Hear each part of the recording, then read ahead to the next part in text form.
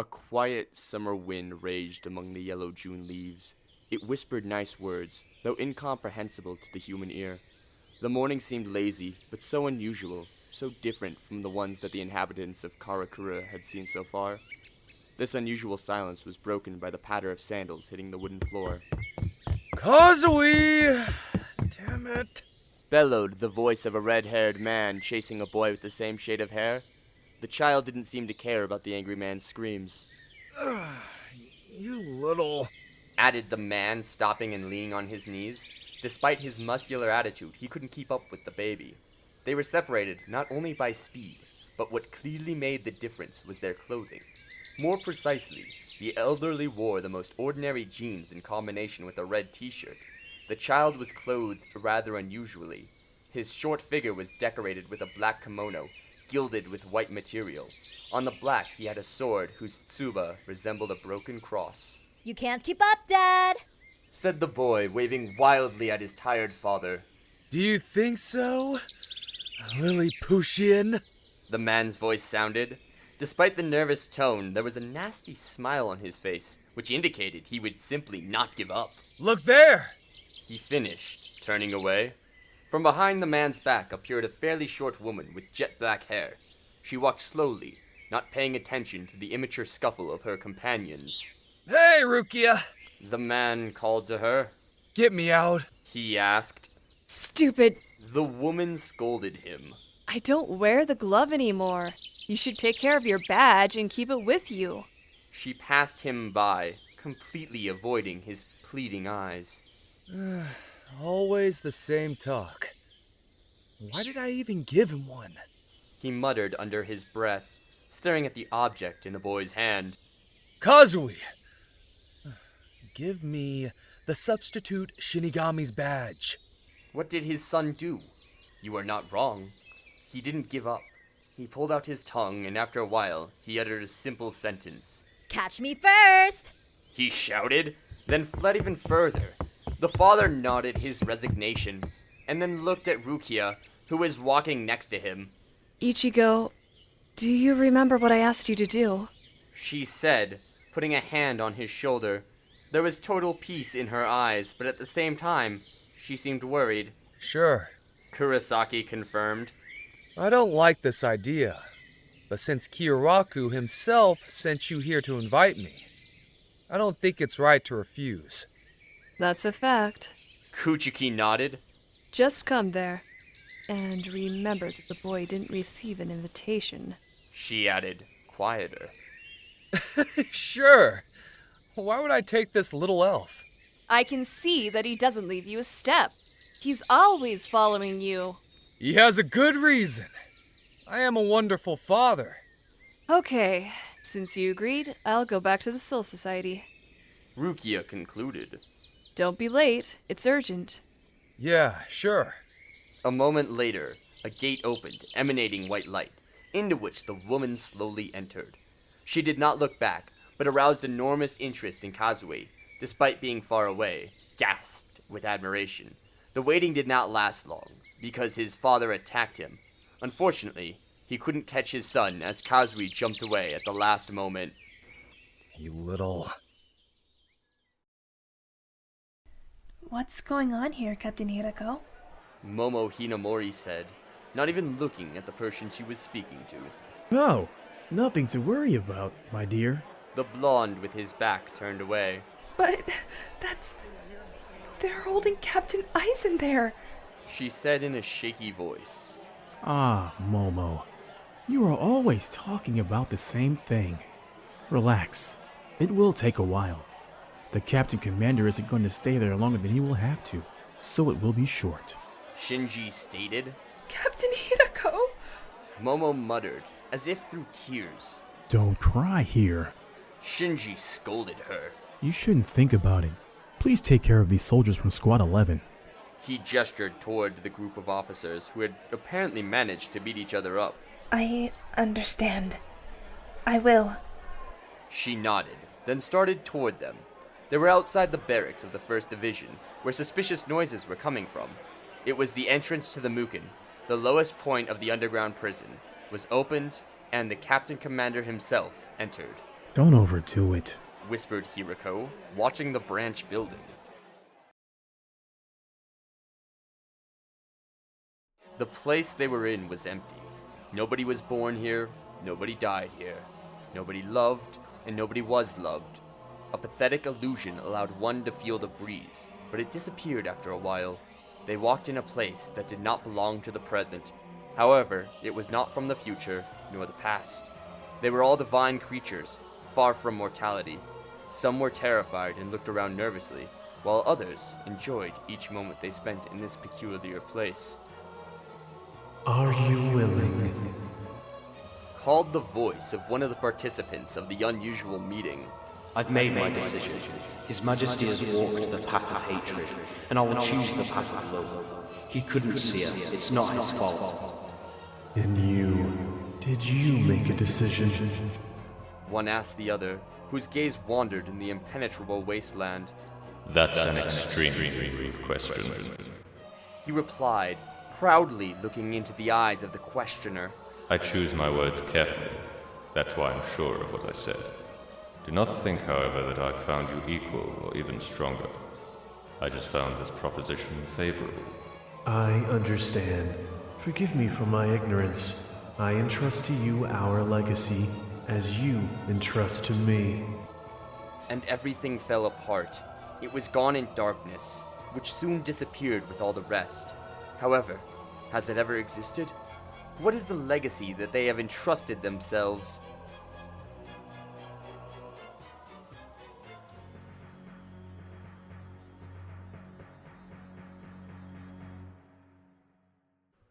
The red-haired woman ran outside the house, as if moved by something. She put her hand on her chest, smiled, and waved to Ichigo from the opposite direction. Orihime! Ichigo shouted as he entered the street. However, he failed to notice that a car was coming. With a screech of tires, it stopped just before Ichigo. As the smoke and adrenaline cleared, the driver looked around to make sure he didn't hit anyone. Meanwhile, our hero found himself on the roof of the car, cleverly hiding from the scared driver. Ichigo did not leave the car until the driver had left. Dad! Shouted a terrified Kazui, who just now came from around the same corner as his father. Ichigo, please! Watch out! An equally scared Orihime added with tears in her eyes. Hey, take it easy. He raised his hands. It happens to people. Kazui nodded, unable to understand his father's clumsiness, and quickly found himself in front of him. Mom, I killed a hollow. And he was so big. Said the boy, cuddling up to Orihime. God, Kazui, it's dangerous. The girl looked surprised. But I'm so glad you're finally here. We just left for about half an hour. Ichigo stood next to his son. It took you at least 2. She said. Well, possibly. Actually, what time is it? Asked the man. 2:15 p.m. His wife replied. Damn it. I had to be at Urahara's at 2. He pulled out of his pocket the substitute Shinigami badge, which he had recovered from his son. He put it to his chest, and immediately his body fell limp into the arms of his wife. Ichigo, come back soon, please. Orihime said, trying to stay on her feet. Sure. Ichigo replied, then disappeared. And I have to sit here and be bored. Kazui sighed. Why don't they want me in heaven?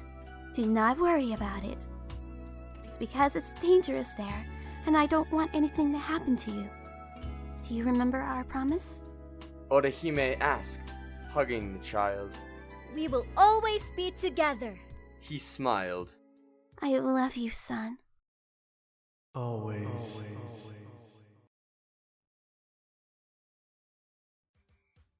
Urahara-san!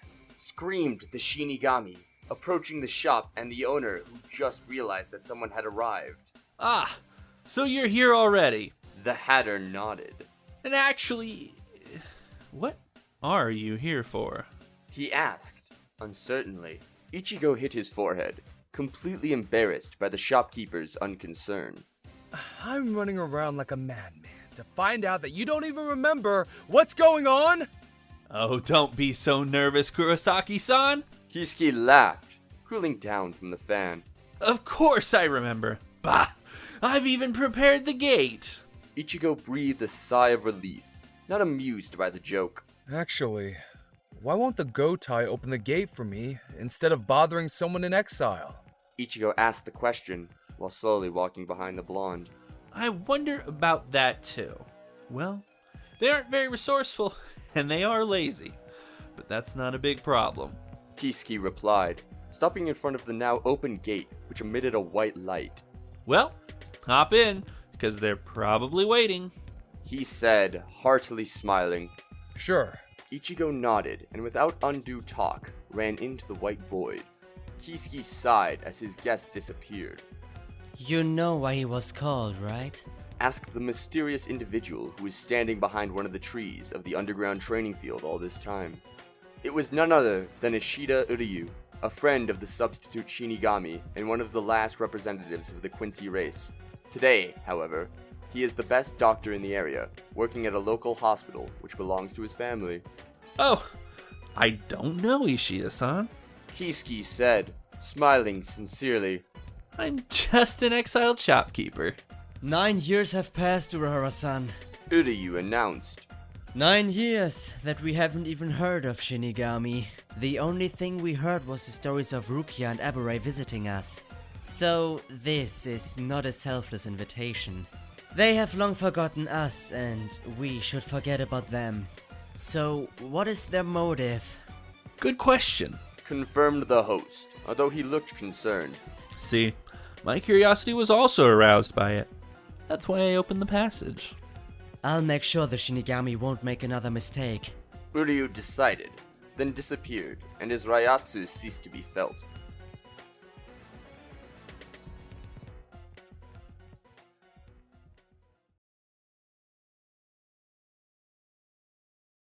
There was complete silence in the pitch-black room, interrupted from time to time by a nervous knock, and then the silence resumed again. Today was a special day. So many days passed in an extraordinary silence. The monotony was interrupted by the creaking of the gate, and then the even patter of sandals. Someone was coming. Just what for? The punishment imposed by the Shinigami had not yet passed. In such conditions, it is very easy to lose track of time. But the figure sitting on a black chair was not threatened by it. He had the ability of complete illusion, so he could completely disrupt his own perception.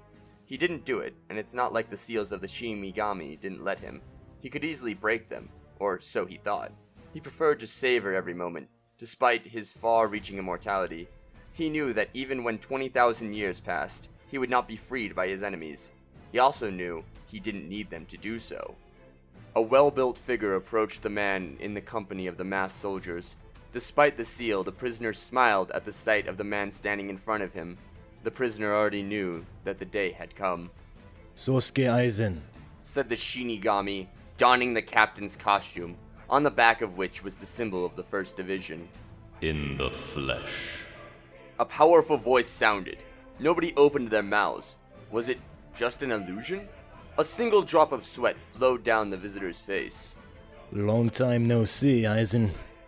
As you can see, I've kept my end of the deal. His Ryatsu will soon be felt in Seterra. I never doubted that you wouldn't keep your promise. The voice could be heard again, but this time it came from the prisoner, Aizen. The seal that covered his mouth disappeared, revealing a mocking smile. Shinsui looked around the room.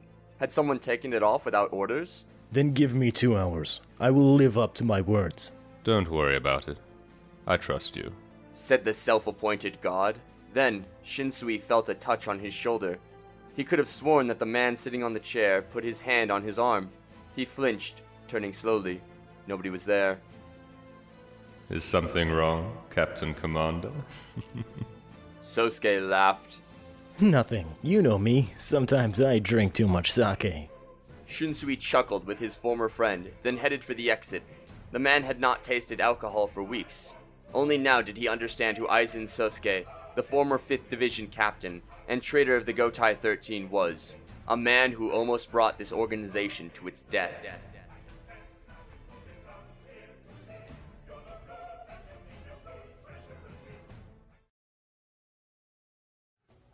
The trip to Soul Society did not last long.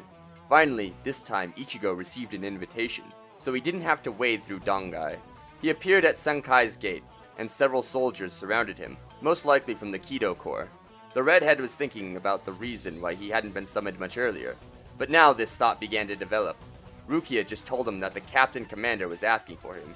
She swore she knew nothing more. But is the lack of such knowledge possible for a captain? It was all terribly suspicious. However, Ichigo had no reason to be afraid of anything. He knew that the Shinigami were his allies, and he deserved very much with them.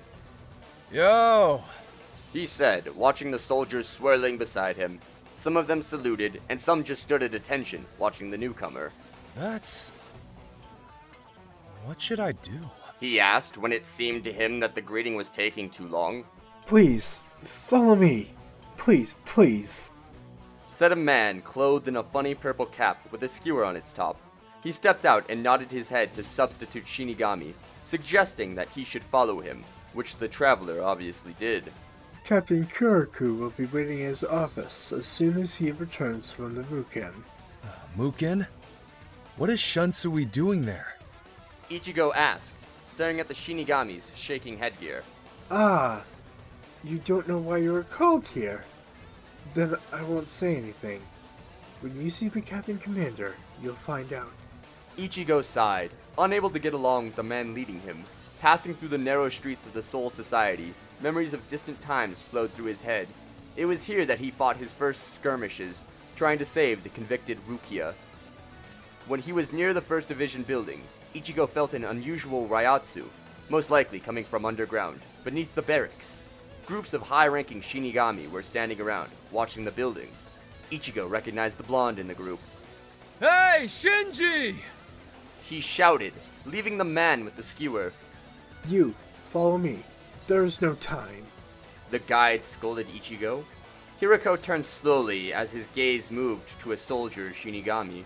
So they brought you here already, Ichigo. The captain bit his lip, looking at his lieutenant who was standing next to him. Was that Kurosaki? Momo asked. Yes, it was him. Shinji replied. He still looks like a kid. He laughed and disappeared using Shinpo. Captain! Hinamori shouted, trying to keep up with her supervisor. Captain Aizen, always listen to me. She said disappointed, lowering her head. End of Chapter 1, Part 1.